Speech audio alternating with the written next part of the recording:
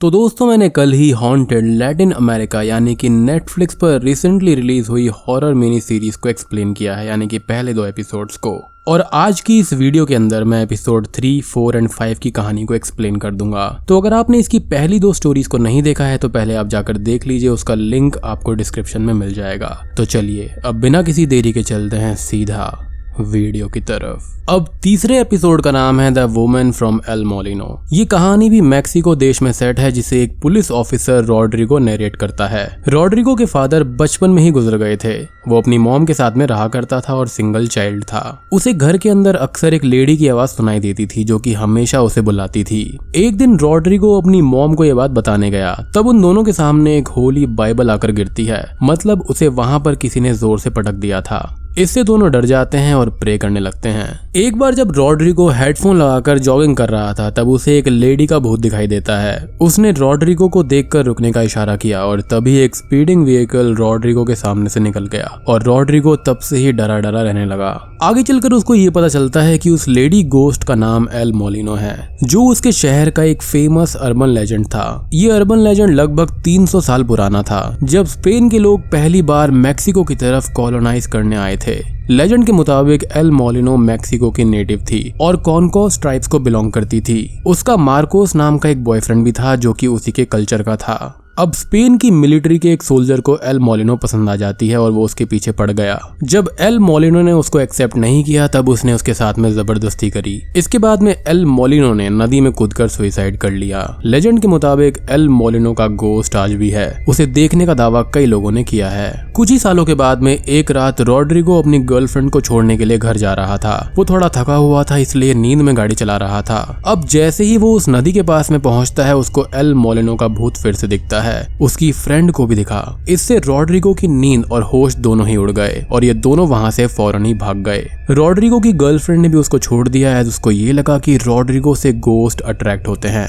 अब आगे Rodrigo criminology study करके पुलिस फोर्स को ज्वाइन करता है। ऐसी ही एक रेगुलर ड्यूटी में उसको एक घर के पास में फिर से एल मोलिनो का भूत दिखता है। उसे वो बिल्डिंग में आने से मना कर रही थी और कुछ ही साल के बाद में रॉड्रिगो नया घर खरीद लेता है। वहां पर भी उसको एल मोलिनो की आवाज सुनाई देती है। घर की लाइट्स फ्लिकर होने लगती हैं एंड कई सारी पैरानॉर्मल एक्टिविटीज भी शुरू हो जाती हैं। इन सब से डरकर रॉड्रिगो वो घर डायना नाम की एक लेडी को रेंट पर दे देता है। डायना वहां पर कई सालों तक आराम से रही और उसे वहां पर कोई भी पैरानॉर्मल एक्सपीरियंस महसूस नहीं हुआ। एक दिन रॉड्रिगो अपनी वाइफ के साथ में डायना को मिलने आता है। डायना इस भूत की स्टोरी को लेकर काफी ज्यादा स्केप्टिकल थी। Excited one. खैर उसे यकीन दिलाने के लिए वो घर में एल मोलिनो को बुलाने की बात करता है। इतने सालों से वो ये जान गया था कि उसे वो हर्ट नहीं करेगी। जैसे ही रॉड्रिगो आवाज लगाता है, एल मोलिनो घर में आ जाती है। सभी लाइट्स फ्लिकर होने लगती हैं और डायना को भी एल मोलिनो दिखाई देती है, जिससे वो भी डर जाती है। अब एक रात रॉड्रिगो अपने 2 ऑफिसर्स के साथ में नाइट पेट्रोलिंग पर था। वो ओपन कार में खड़ा था, तब उसे एल मोलिनो की आवाज फिर से सुनाई देती है। इस बार वो उसे वार्न करती है और अपनी गन को चालू रखने के लिए बोलती है। तभी मैक्सिकन ड्रग कार्टेल्स उन पर चारों तरफ से हमला कर देते हैं। रॉड्रिगो और ऑफिसर्स फाइट करते हैं और उनकी डेथ हो जाती है और बस रॉड्रिगो ही बचता है। रॉड्रिगो का यहाँ पर यह कहना था कि शूटिंग के दौरान उसे एल मोलिनो गाइड कर रही थी, उसी ने उसको बचाया। ये इंसिडेंट उसकी बॉडी कैम फुटेज पर भी रिकॉर्ड हुआ था, जहां पर क्लियरली रॉड्रिगो एबनॉर्मल वे से शूट कर रहा था, लाइक बीइंग पजेस्ड। रॉड्रिगो का यहाँ पर यह कहना था कि उसने हमेशा एल मोलिनो की प्रेजेंस को फील किया है और इसे उसने एक्सेप्ट भी कर लिया है। और एपिसोड 3 का यहीं पर अंत हो जाता है। बेसिकली इस एपिसोड का मकसद ये कहना था कि बाकी सभी गोस्ट बुरे नहीं होते, कुछ लोगों की मदद भी करते हैं और कई बार लोग ये बात नहीं समझ पाते और डरते रहते हैं। जैसे कि रॉड्रिगो और उसकी मॉम के सामने स्टार्टिंग में एक होली बाइबल आकर गिर गई थी, तो यहाँ पर एल मोलिनो का ये मकसद था कि वो अपनी प्रेयर्स करे। खैर अब एपिसोड 4 का नाम है something knocking at the door. ये कहानी भी मैक्सिको देश से ही है, जिसे डिएगो रुइज नरेट कर रहा है। उसके साथ में उसकी गर्लफ्रेंड नटालिया भी है एंड बाकी फ्रेंड्स भी। डिएगो को यहाँ पर यह कहना है कि एक भूतिया एंटिटी हमेशा से उसे परेशान करता आया है एंड उसने अभी तक उसका पीछा नहीं छोड़ा है। साल 1999 में डिएगो अपनी फैमिली के साथ में एक अपार्टमेंट बिल्डिंग में रहने आया था। एक सुबह उसके घर के ऊपर वाले अंकल ने अपार्टमेंट से कूदकर सुसाइड कर लिया। डिएगो तभी स्कूल की तरफ जा रहा था एंड उसने उनकी डेड बॉडी को देख लिया। उसे काफी ज्यादा शॉक लगा और बुरा भी लगा, एज उनका बेटा उसका बेस्ट फ्रेंड था। इसके बाद में डिएगो के डैड ने ऊपर वाले घर को भी खरीद लिया। इसी के साथ में ही डिएगो की लाइफ में पैरानॉर्मल एक्टिविटी शुरू हो गई। जब फर्स्ट टाइम डिएगो उस घर में आया तब उसे एक गोस्टली एंटिटी का एहसास हुआ जो कि अंकल के कॉप्स की तरह दिख रहा था। वो कई बार घर में डिएगो को दिखा। एक दिन जब वो अकेले टीवी देख रहा था तब टीवी के चैनल अपने आप चेंज होने लगे। वो दौर जो था वो 90s का था। उस टाइम रिमोट वाले टीवी हर जगह पर नहीं थे। टीवी के ऊपर ही एक नॉब होता था जिसको आप मैनुअली चेंज कर सकते थे। अब यहाँ पर डिएगो नॉब को खुद पे खुद रोटेट होते हुए देखता है और उसे घर के अंदर किसी के चलने की आवाज भी सुनाई देती है। एक बार जब वो और उसकी सिस्टर टीवी देख रहे थे तब भी ऐसा ही हुआ। एक एंटिटी आकर उसके बगल में बैठा जिससे सोफा हिल गया। जब टीवी ऑफ हुआ तब स्क्रीन पर उसकी शैडो क्लियर दिख रही थी। दोनों बच्चे इसे काफी डर गए थे बट डिएगो के डैड ने इसे नहीं माना। डिएगो की हेल्थ इसके बाद बिगड़ने लगी। वो स्लीप पैरालिसिस का शिकार हो गया। उसे नींद ठीक से नहीं आती थी और हमेशा वो डर में रहने लगा। उसकी सिस्टर थोड़ी हिम्मत वाली थी जो कि डिएगो की रिकवरी में मदद करती थी। अब 10 साल बाद डिएगो एंड उसके डैड एक दूसरे अपार्टमेंट में रेंट पर रहने चले जाते हैं। उसके डैड को कैंसर हो गया था। वो कीमोथेरेपी पर थे। इस अपार्टमेंट में आने के बाद में डिएगो को ये पता चलता है कि उसके ऊपर वाले घर में एक और सुसाइड हुआ है और ये सुसाइड 8 दिन पहले हुआ था जब वो इस घर में आया था। क्या ये सिर्फ एक कोइंसिडेंस था या फिर कुछ और बात थी, ये डिएगो को समझ में नहीं आती। अब उसी रात लगभग 3 बजे कोई डिएगो के मेन डोर पर जोर जोर से नॉक करता है। डिएगो ने घर के बाहर मोशन सेंसर लगाया हुआ था ताकि जब भी कोई आए पता चल जाए, बट यहाँ पर मोशन सेंसर ब्लैंक था। डिएगो डोर के स्पाई होल से देखता है तो उसको कोई भी नहीं दिखता। उसे ये सब कुछ एबनॉर्मल लगता है और वो डोर को नहीं खोलता, बट घर पर नॉकिंग लगातार कई दिनों तक बढ़ती जा रही थी। एक रात गुस्से में डिएगो डोर को खोल देता है पर एज यूजुअल वहां पर कोई भी नहीं था। अगली रात नॉकिंग मेन डोर से उसके बेडरूम के अंदर शिफ्ट हो गई थी, यानी कि अब डिएगो के घर में कोई एंटिटी आ गई थी। साल 2017 में डिएगो की गर्लफ्रेंड नटालिया अपने डॉग के साथ में इस घर पर रहने आती है।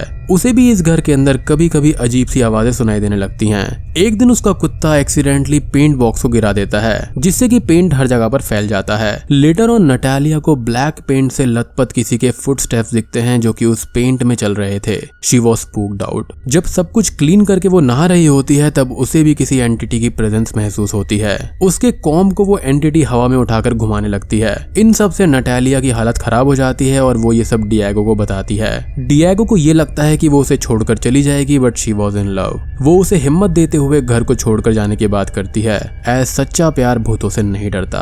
खैर डिएगो एंड फैमिली इस घर को छोड़कर जाने लगते हैं और जैसे ही वो पैकिंग करते हैं उनका घर और अपार्टमेंट जोर जोर से हिलने लगता है। एक्चुअल में वहां पर एक भूकंप आया था जिसकी तीव्रता 7.1 थी। साल 2017 में आया यह भूकंप मैक्सिको देश का सबसे खतरनाक भूकंप था। कई सारी बिल्डिंग्स गिर गई थी, कई सारे लोग मारे गए थे। इस भूकंप की वजह से डिएगो को दूसरा घर रेंट पर नहीं मिलता एज रेंट प्राइसेस बहुत बढ़ गए थे। खैर इन सब चीजों के बाद में वो इसी घर में रहने लगते हैं और इसी भूतिया चीजों पर सर्च करने लगते हैं। एक रात वो गोस्टली एंटिटी डिएगो पर हमला करती है। वो किसी धुएं की तरह दिख रहा था और उसके 2 सफेद आंखें भी थी। क्या ये जिन हो सकता है? इस घटना के बाद में डिएगो ने एक एक्सॉर्सिस्ट प्रीस्ट को बुलाया। प्रीस्ट ने घर में हर जगह क्रूसीफिक्स लगाए और होली वाटर से प्योरिफिकेशन भी किया। इसके बाद में पैरानॉर्मल एक्टिविटीज कम तो हो गई बट खत्म नहीं हुई। एक रात ऐसा स्मोक गोस्ट नटालिया को भी दिखा।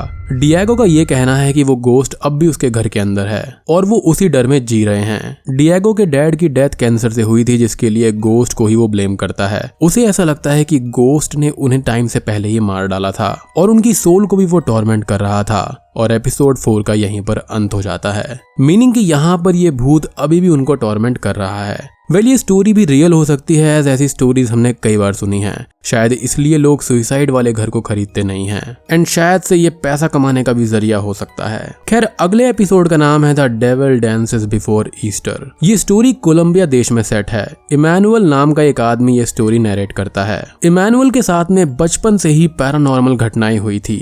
बचपन में इसके पेरेंट्स भी सेपरेट हो गए थे और वो अपनी नानी के साथ में रहने चला गया था। उसकी नानी एक जिप्सी थी, यानी एक रोमानी वुमन। जिनको नहीं पता उनको मैं बता दूं कि रोमानी पीपल लगभग 2000 साल पहले नॉर्थ इंडिया से सेंट्रल एशिया और यूरोप की तरफ माइग्रेट हुए थे। टाइम के साथ में ये लैटिन अमेरिका भी पहुंच गए एंड आई थिंक इंडिया में इन्हें बंजारे भी कहते हैं। इनका अपना रिलीजन और भाषा एंड कल्चरल आइडेंटिटी भी है। इनकी भाषा राजस्थान की मारवाड़ी लैंग्वेज से मिलती है एंड रिलीजन हिंदुइज्म से। बट 2000 साल में इसके अंदर काफी ज्यादा बदलाव आया है एंड इनका रिलीजन अब रोमानी रिलीजन से जाना जाता है। खैर, इमैनुअल की नानी एक शेमन थी जो कि पैसों के लिए एग्जॉर्सिज्म करती थी। वो अपने लोगों को ट्रेडिशनल मेथड से ट्रीट भी करती थी। अब क्रिश्चियनिटी में गुड फ्राइडे एक शोक दिवस है। इसी दिन जीसस क्राइस्ट को सूली पर चढ़ाया गया था। इस दिन लोग अक्सर घर पर ही रहते हैं एंड शोक मनाते हैं। अब ऐसे ही एक गुड फ्राइडे के दिन इमैनुअल की नानी ने उसे घर पर ही रहने के लिए कहा था। उसका ये मानना था कि गुड फ्राइडे के दिन डेविल अपना जश्न मनाता है एंड वो काफी ज्यादा स्ट्रॉन्ग भी होता है।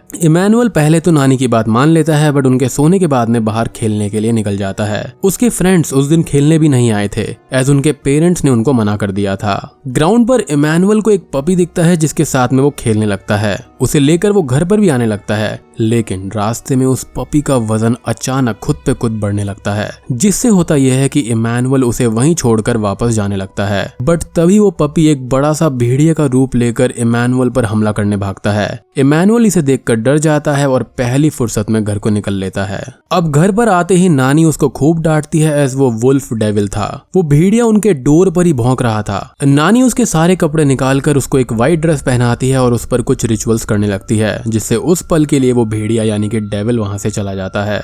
अगली सुबह इमैनुअल का व्हाइट ड्रेस एकदम काला पड़ गया था। उसकी बॉडी से बदबू आ रही थी। घर में कई सारे कीड़े रेंग रहे थे। बदबू भी हर जगह पर थी। अच्छे से क्लीन करने के बावजूद भी वो बदबू नहीं जाती। दिन बीतते गए एंड इमैनुअल को रोज कुछ ना कुछ होता रहा। Skin rashes, fever, bad dreams, delusions etcetera. इससे उसकी हेल्थ काफी ज्यादा खराब हो गई थी एंड फाइनली उसके डैड आकर उसको अपने साथ ले गए बट कुछ भी इम्प्रूवमेंट नहीं हुई। एक दिन उन्हें भी अपने घर के अंदर एक शैडोई क्रीचर दिखा, जिससे कि वो भी कन्विंस हो गए। उसके बाद वो इमैनुअल को चर्च ले गए, प्रेयर करवाई, एग्जॉर्सिज्म करवाया। अब यहाँ पर चीजें कुछ हद तक कम तो हो गई लेकिन गई नहीं। साल बीतते गए एंड इमैनुअल अपनी नानी के पास में वापस आ गया। उनसे उनके रिचुअल्स को सीखने लगा।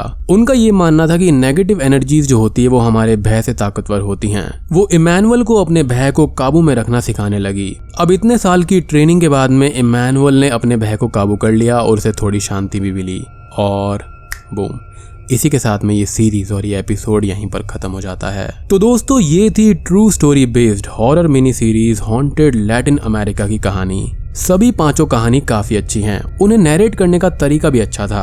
एज अ हॉरर शो ये बढ़िया है but as a true story based horror show ये मुझे नहीं लगता। श्योरली यहाँ पर ये इंस्पिरेशंस हो सकती हैं एंड ये स्टोरीज में रियल पीपल नहीं थे, सभी एक्टर्स हैं। मेरे हिसाब से अगर यहाँ पर रियल लोगों को लेकर आया जाता तो और भी ज्यादा मजा आता। उससे शो की क्रेडिबिलिटी और बढ़ जाती है। अब यहाँ पर ये कहानियां सच्ची हो सकती हैं बट राइटर्स एंड डायरेक्टर्स ने क्रिएटिव लिबर्टी भी ली होगी। यदि आप इसको सिर्फ एक हॉरर स्टोरी जैसे देखेंगे तो आपको ये काफी अच्छी लगेगी। तो वीडियो अच्छा लगा हो तो लाइक कर देना, चैनल पर नए हैं तो सब्सक्राइब कर दीजिए और अगर आपको इसके पहले 2 सीजन्स का भी एक्सप्लेनेशन चाहिए तो मुझे कमेंट में लिख देना कि सीजन 1 और 2। बाकी अपने विचार आप इस सीरीज के बारे में जरूर बताना। तो मैं आप सबको मिलता हूँ अगली वीडियो के साथ में, तब तक के लिए